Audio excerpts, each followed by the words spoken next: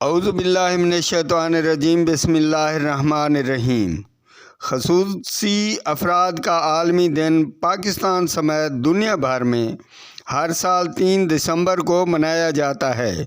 یہ دن منانے کا مقصد دنیا بھر میں خصوصی افراد یعنی افراد بہم معذوری کو درپیش مسائل، مساوی حقوق، فلاح و بہبود اور احترام کا شعور بیدار کرنا ہے۔ ایسے افراد بھی معاشرے کی کارآمد فرد ثابت ہو سکتے ہیں۔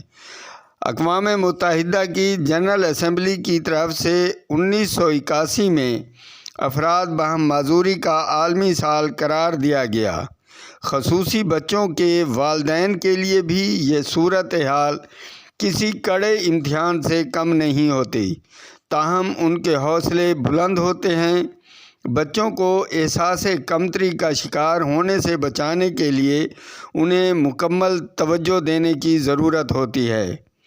پاکستان سمیت دنیا بھر میں ایسے لوگ بھی موجود ہیں جنہوں نے اپنی کسی بھی معذوری کو آڑے نہیں آنے دیا اور ہمت اور حوصلے سے حالات کا ڈٹ کر مقابلہ کیا ہے۔